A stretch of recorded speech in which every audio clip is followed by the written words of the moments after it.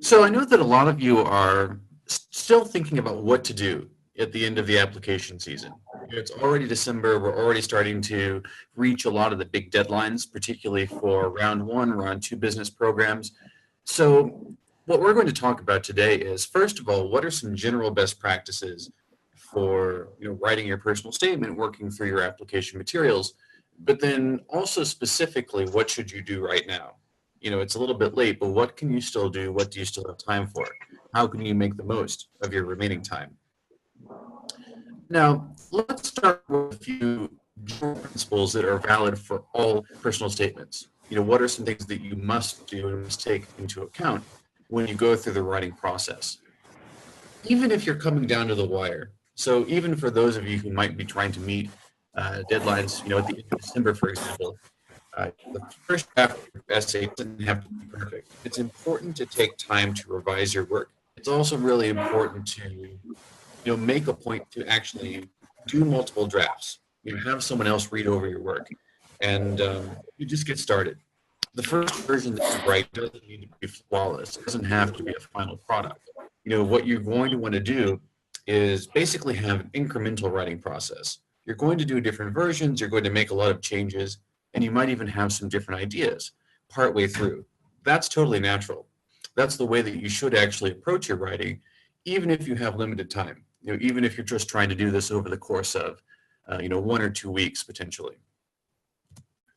So the way that we encourage all of our students to do what we call a sloppy copy. So what do I mean by that? It's basically a first draft of your essay. It's going to have flaws. Most importantly, it's probably not going to be in perfect English. It might have issues and it's going to need to be revised. But it's important to do this because one of the things that's really challenging is you can't just sit down and write a perfect essay the first time. For me as a native speaker, I couldn't do that. When I was working on my personal statement for graduate school, it took me almost 2 weeks to get out my first draft. That was a long time. It really took a lot of starts and stops, a lot of partial versions. It took a lot of, small changes and just thinking about the little things.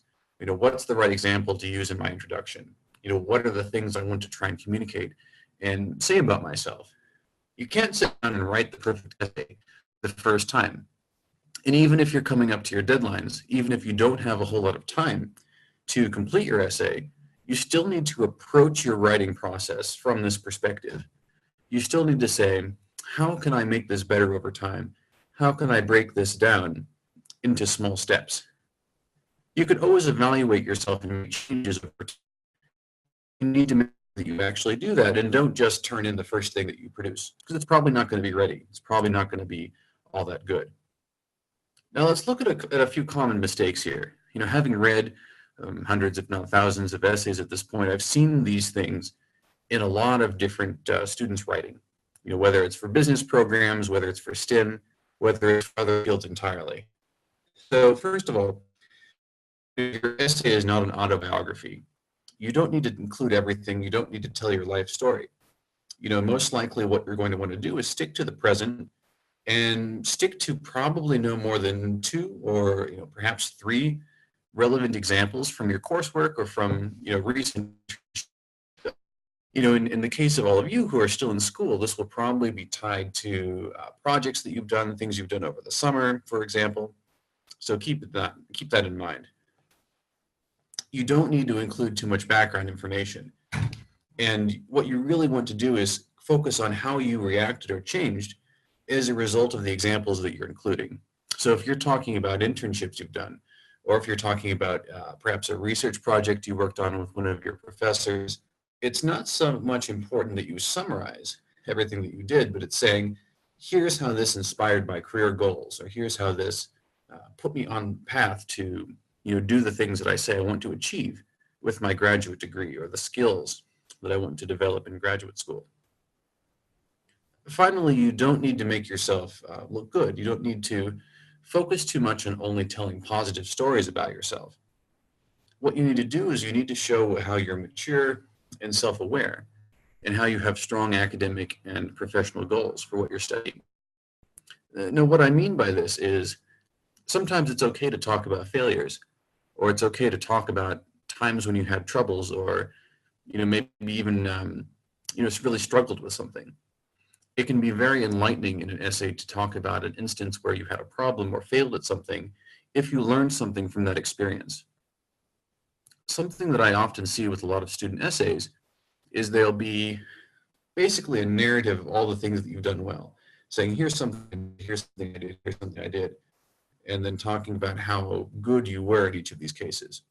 That's actually not very interesting to read, and it doesn't tell us much if we don't understand what are some of the things you need to improve at. What are some of the things you need to do better at or learn more about through the graduate programs you're applying for. It's not very interesting if there's no sense of growth or no sense of change over time. That's a lot to cover, so we can actually dive in a little bit more deeply here to a case study. So we're going to look at one of our previous students' essays and say, how did she approach some of these issues in the writing process? How did she actually work through some of these things we've just discussed and then put it into practice with our help? Now, one thing to emphasize here, so this student was very much working on a deadline. So she applied last year, and this particular program is from the Berkeley School of Journalism. So the essay prompt that you can see here is, please describe how your personal background and experiences shaped your decision to pursue a graduate degree in journalism. It's also very short. You'll see the personal statement here is no more than 500 words. So most of you who are maybe applying to business school or to engineering or something like that will probably have the chance to write a little bit more. But this is still good for our illustration. This particular essay was completed in about 1 week, which is very fast. That's probably about the fastest you would ideally want to do it. Ideally more time would be better, but 1 week is enough. So this was a revision over the course of about 7 to 10 days. So you can keep that in mind while we look at it together. So what I'm showing you here on the screen is just the introduction. So this was the first paragraph for the original version of the essay. So there's a couple things that I want to point out to you here. We'll look at this version first, and then we'll look at the revision that I worked on with her. So you'll remember from the previous slide that the total limit for this essay is only 500 words. So that's very short. And we already have a problem here because this section is only 200. The first draft of the essay that she turned in was well over 1,000 words, double the length of what was required. That's okay if you have time to revise. That's okay if we have the chance to make changes and to try and update things and make some fixes. But if you're working on a tight deadline, that's going to be really difficult. It's going to be hard to make the changes you need to quickly if you're writing way more than is required. This version also summarizes quite a bit of information. What she's describing here, she's talking about filming herself as part of a television show that she did while she was on an exchange program in the United States. That's really cool, actually. This was a very good example because it shows her professional competency in journalism. It shows her doing something she likes. And she's also tackling a really difficult topic. The subject of this show is, cultural attitudes of, Chinese towards different issues. That's really interesting. But if you look at the text here, it's really hard because it's very dense. There's a lot of information here. There's a lot of details. It's hard to quickly understand what she's talking about. Something important to keep in mind with a personal statement is it's going to be read very quickly, particularly the first paragraph. You have to make it very easy for the reader to understand what's going on and to quickly grasp all of the main subjects that you're talking about. So that's a big problem here. It's really, really dense, a lot of information to take in quickly. So let's look at the revision. How do we make some changes here? Wow, 69 words. That's not bad at all. So we've actually cut this from 199 words in the original version all the way down to 69. So if you're looking at this here, what can you see as the main difference, aside from the fact that it's shorter? Because it actually says the same thing. From reading the new introduction, we still know that she's filming something. She's working on a professional news set. We still know that she's talking about Asian and Western cultural topics. She's tackling a very difficult social set of issues. So that's really cool. We still have the whole scene, but we just took out a lot of the context. We took a lot of the background out that wasn't really necessary. We kept some of the visual details. So it's still possible that you can imagine the scenario. You could imagine her sitting on the film set, but at the same time, it doesn't have quite the same amount of summary, right? We've taken out a lot of the unnecessary information. Maybe some of that could have stayed if this was a longer essay, but we really had to be careful about picking and choosing the right information. We had to make sure that everything that we included in this version of her writing was, perfectly targeted. Everything here has to serve a purpose. It's very lean. In this version, in the revision, we kept her original ideas intact. Just because some of her original images had structural problems didn't mean that they were ineffective. We just wanted to highlight the most important things and clip away extra ideas or words. It also has a much more simplified sentence structure. It's easier to read quickly and to really quickly understand what she's talking about, right? By looking at just a couple of sentences, you can say, okay, I can imagine this in my mind. This is a detail that's really going to stick in my head and it'll be easy to recall later. So I think this is something that's really good to think about within the context of your own work. How would you apply these techniques to a much longer essay? How would you go about taking out the unnecessary details from your own writing and focusing on just the things that are really important? We're going to go into this in a little bit more detail later in today's presentation when we do our panel session and some of our questions. But basically think about how you can quickly take a big version, including a lot of examples, a lot of extra material, a lot of extra detail that might not be necessary, but then cut that down to something very manageable. How would you go about making those changes? How would you go about taking the most important ideas and then preserving those while cutting out the rest? So that's a lot of dense information. So I think what we can do now is we can go ahead and move on to our panel discussion. So I'll turn the floor back over to Molly to brief you on that. Wow, this is really, really helpful. Thank you, Daniel. And I feel like, I think this has been really helpful for a lot of people because for us, it is not as hard to, write a long essay and tell everybody what's happening in my university life than to write a really, really, condensed and simplified one. So that's why you need diet to help, right? So instead of, I'll be speaking Chinese. 所以呢，大家如果在写 PS 的时候写了一篇这么长的，我说我大学做过 ABCD to the Z，OK，you did a lot， 你确实做过很多，但是确实这些哪些是真正对你的申请有效的，对你所申请的这个学院、这个专业来讲，是真正有这个能够打动招生官的这些点，你才能把它放进你的 PS 当中，不然你写的再冗长，你做过100件事情，也不如你做的招生官想要的那3件事情来的更加重要。所以说，Daniel 刚刚所说的这些技巧呢，也就是帮助大家能够更好的来精简你们的 PS， 把你们的核心竞争力 X factor 给凸显出来，这也是 Diet 最擅长做的。Okay, so now let's start sliding to our third part, the panel discussion. Okay, so Daniel, ready? Are you ready for all these questions? That is actually, I feel like these 3 cases are very, very common for students at this stage. They either start very late or they met really bad 中介 or they're kind of like, what should I do now? So this is why I think Daya should step in and try to help with them. So, okay, let's just get started on the first one. So for these students, if okay, say A is like, I started late, but the deadline is coming. I don't know what to do at this stage. So like, can I still make it? Daniel, what's your idea? Yeah, so I think the first answer is yes, get started. There's no way to complete an application without actually working on it. So if you're a few weeks away from your deadline and it seems like it's getting close, start writing today. That's the most important thing.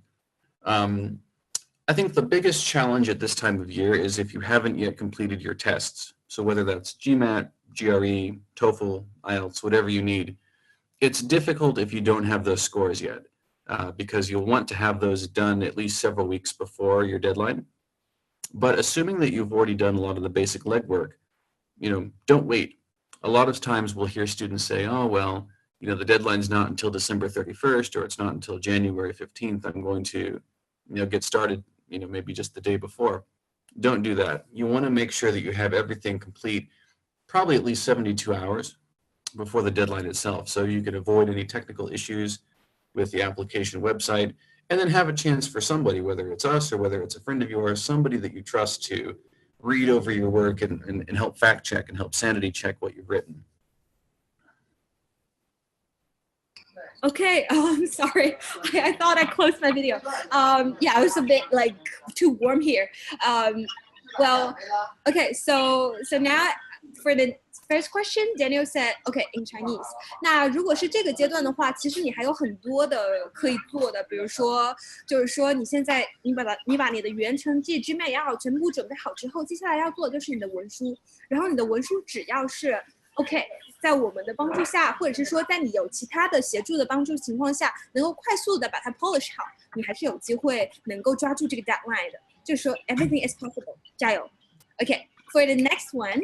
For the second question, I already have the PS. Is there any space for improvement within a short period of time? 这个问题呢 so I feel like this question is very, very targeted with those students who has signed with a agency, so-called 中介, but they're not satisfied with what is coming up with they write it for you, or either they write it too badly, or this is not what you want. So what's your idea about this, Daniel? Yeah, so one good thing that you can do, and this is both a diagnostic and a prescription, if this makes sense. So the most important thing you can do with your essay, if you've already written it and you're trying to decide how good is it, read it out loud to yourself. This might seem a little bit silly. You'll say, oh, I shouldn't be making all this noise and talking to myself in my dorm room. But take the essay, print it out on paper so that you have a copy in front of you, and actually read every line out loud. It's even better if you can do this for somebody else, so someone else can listen to your own writing. And take a pen while you do this and actually make notes on the paper and say, okay, I'm flagging errors, I'm flagging sentences that are difficult to read, that don't sound quite right, or any other problems. And that's the easiest way to say, does this essay make sense? Is there something here that is difficult or that needs fixed? And then I can ask for more help. That's what I would do. Even if you only have a couple of days left, it's important to try this, because you'll find some last minute errors, you'll find some last minute typos. It's a good way to say, how does this sound to somebody else? It's very difficult actually to write on the computer, if you're just typing on your laptop, because sometimes, and this happens to me too, it's easy to miss the context of your own work. It's easy to get kind of lost in, what's on the screen. You're not reading very carefully. You're not examining your own writing very closely. So it's hard to make a personal judgment about these things. That's why it's important to have the hard copy, say it out loud to yourself, really tear it apart and dig into it. Okay, well, 刚刚 Daniel 为大家讲解了，如果说你有一个 PS 的话，你会觉得 OK， 我已经来不及了 ，I'm really running late. What should I do? What should I do? 但是在这个时候呢，我们大家其实有一些，我们有这个 DIY 的服务没有任何的一家教育机构敢说 OK， 我们可以在多少小时，48小时内回复，72小时之内给你一轮的 PS 修改。No one else can do that. But I promise you that we give you the quickest feedback that you can ever ask for. So you're never too late if you meet us. Okay. So let's come to our third question. Tips to write an essay quickly if my deadline is coming up soon. So it's like, okay, I have nothing. This is a white paper. I have zero. How do I start from zero to a quick essay that is needed for my application? Daniel?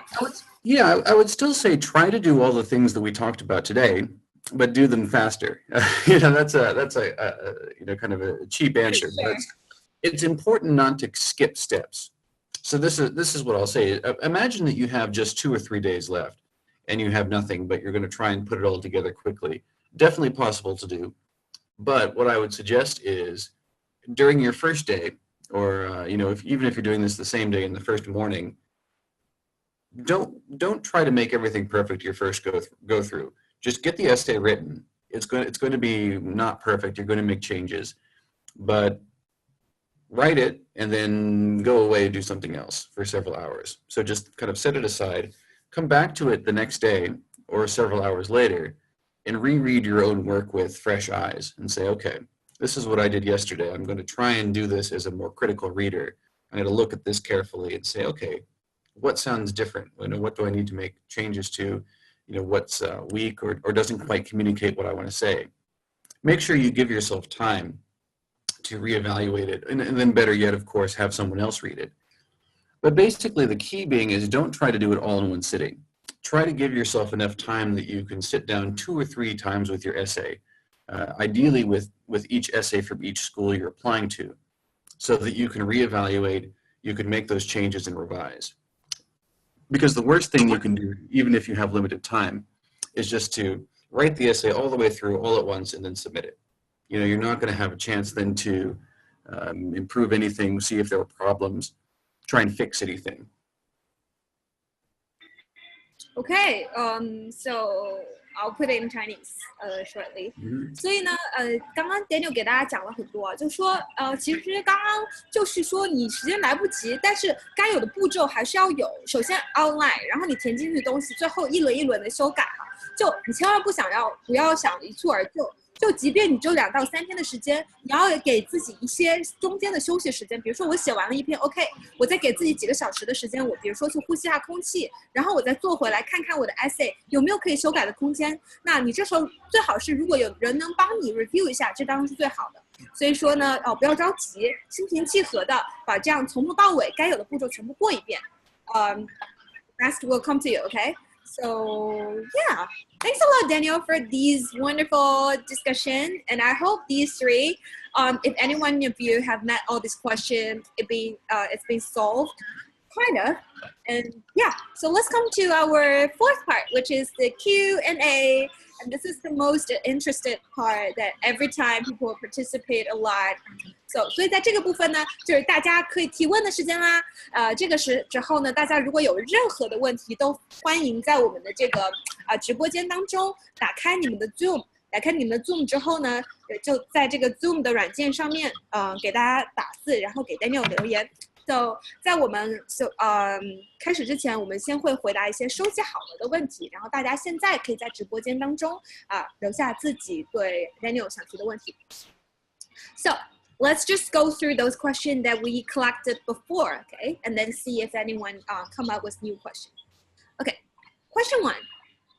Within a limited length and without describing myself too much, how can I describe my understanding and pursuing towards my dream school? Should I focus on a single point or multiple aspects? So what's your idea, Daniel? Well, I would definitely avoid including too many examples, because what is important, it's useful to include samples of your work, whether that's research, internships, jobs, whatever you've done. But what you don't want to do is you don't want to have a long list of experiences. Some of the least effective essays that I've read, they try to say, here's 6 or 7 things that I've done, and that's about it. They run out of space. That's all they have time for.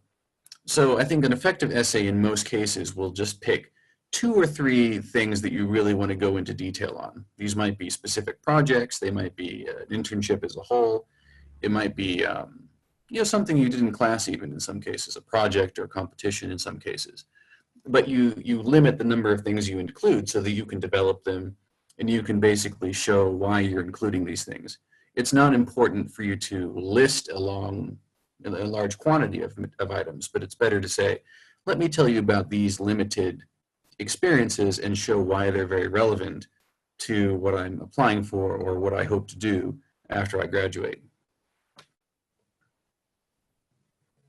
Yeah, that's very helpful.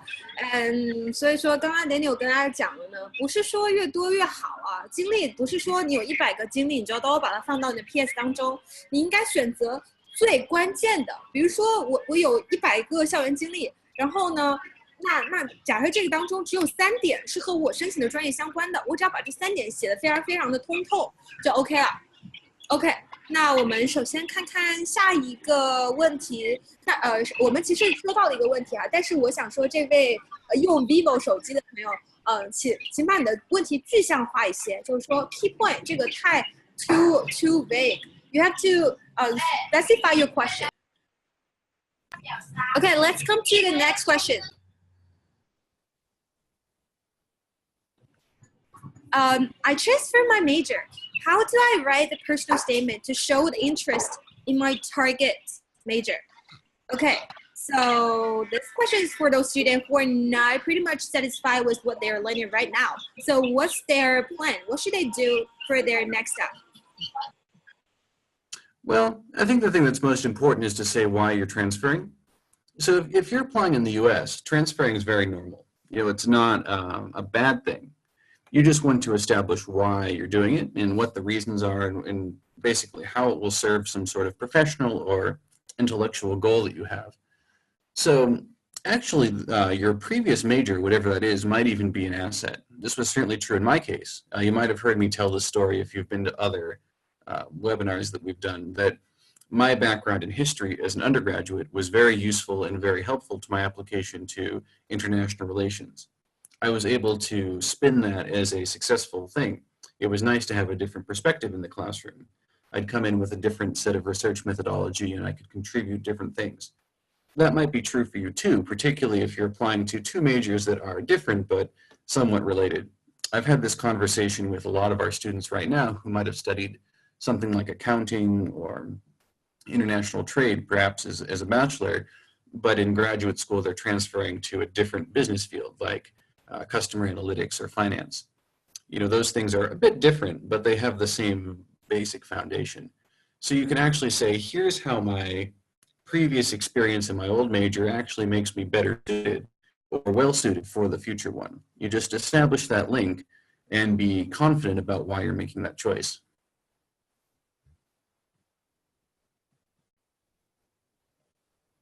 Oh, I forgot to mute myself. So thanks Daniel. 所以说刚刚 Daniel 跟大家讲了，像只要你转专业的时候，不是说 OK， 我对于这个我的专业，其实对于我转的专业我没有任何的专业背景，但是假设我的校园当中有一些相关的经历的话，假设比如说我是法学生，但是我想转商科，但我的大学中参加了商赛，这个是否能成为你书写 personal statement 当中一个很棒的点呢？就是说大家要对这些进行一个思考，那我们的导师呢也会帮你进行这样一个梳理和规划。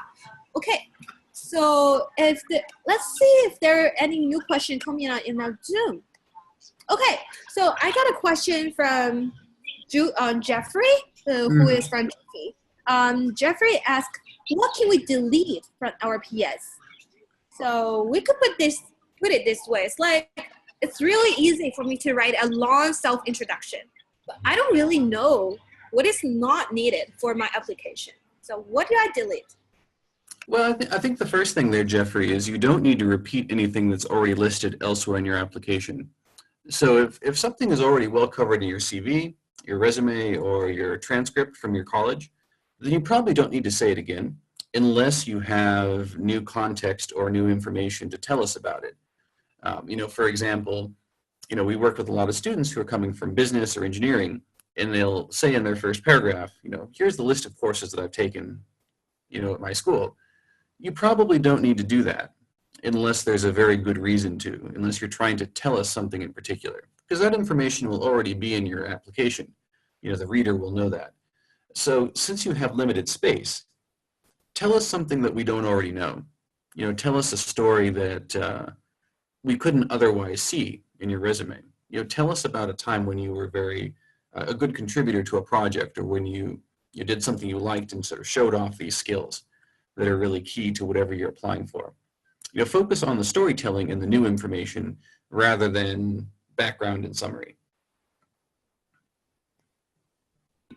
Yeah, so this is what we talk about a lot in Diet. Don't tell, show them, right? 所以说呢，对，在我们这个Diet 的整个导师业务当中，我们会经常为大家说，就是说你不能你不能说告诉大家一大堆的东西，然后不告诉大家你真正想要的，或者是你真正能做的是什么。信息没有什么效果，但是你要让你的招生官知道的是我跟别人有什么不一样。Okay, so Jeffrey said, "Thank you, Daniel." Yeah, and then we got another question from I don't know the name, but I know this attendee is using 魅族 phone. Okay, so the one who's using 魅族asked Daniel, what kind of words do the reader really want to read? I don't know how to attract them. I think here the reader refers to the admission officer. Mm-hmm. Well, I'll tell you one thing that's particularly hard and that a lot of students don't do well. It's that this is particularly true of American personal statements, but also true in other countries as well. It's important to say why you're coming to graduate school. Why did you choose to apply for this program? What are you hoping will happen to you after you graduate? I'll put this in the context of a business program. Basically, if you're going to invest time and money into graduate school, what are the specific skills that you hope to learn? What are some of the job or professional opportunities that you're looking for after you graduate? And what are some of the personal goals that you might have? What do you want to learn? What do you want to get better at as a student?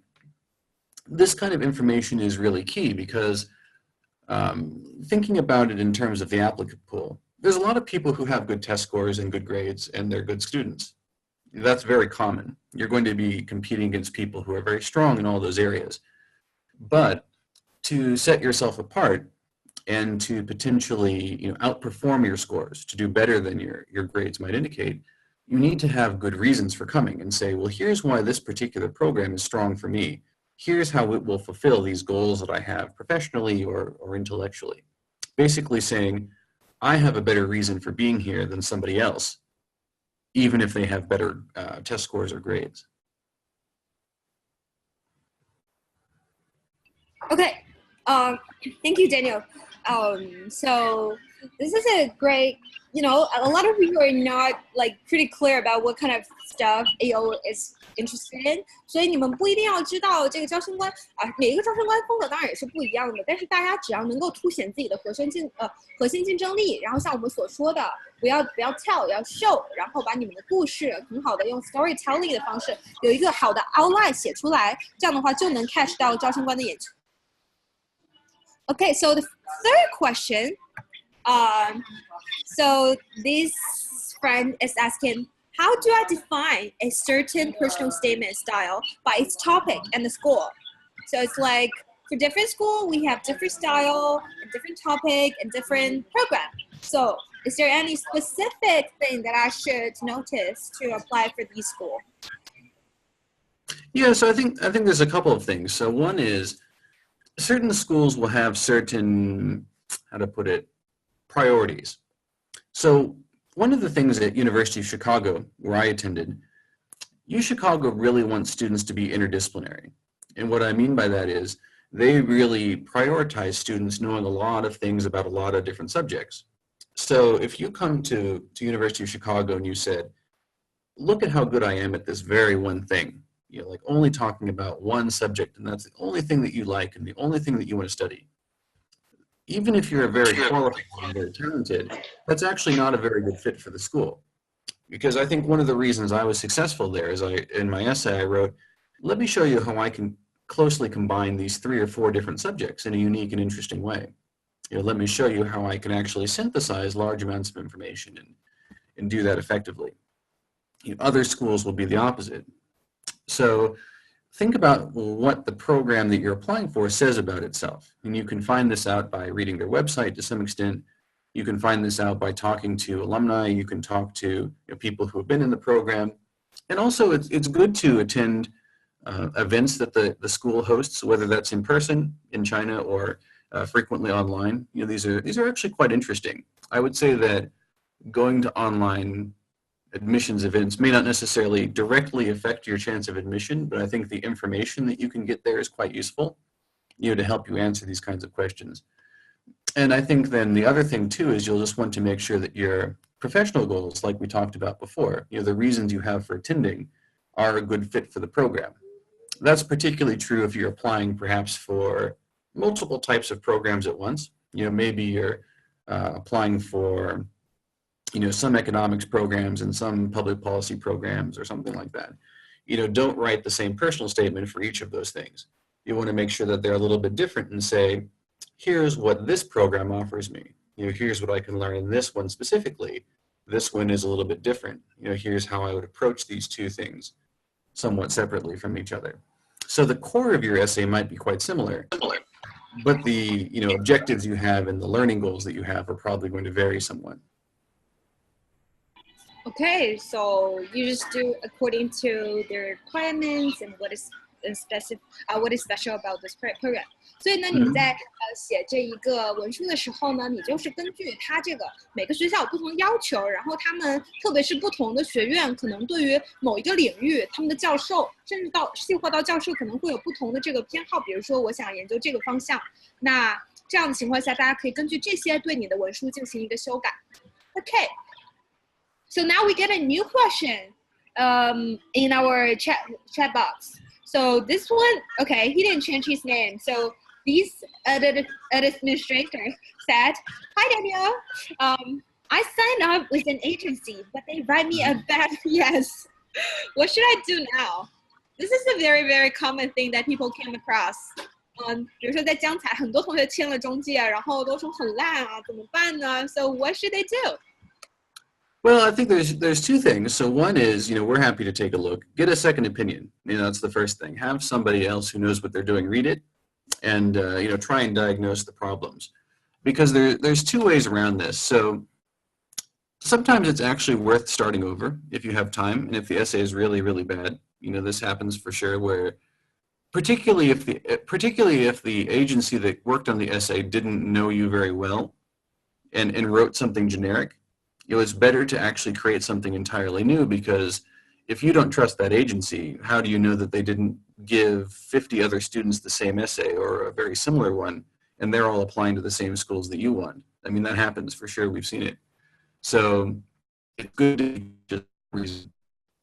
Then the other alternative is there are some cases where maybe you wrote the initial draft of the essay yourself, and they worked on it, but you're not happy with it, but it's still your own words. In that case, then it's probably worth editing it and changing it and saying, what are the parts that are ineffective? Because I think there's two ways to look at this. There's essays that are weak because maybe the grammar and language are not as strong.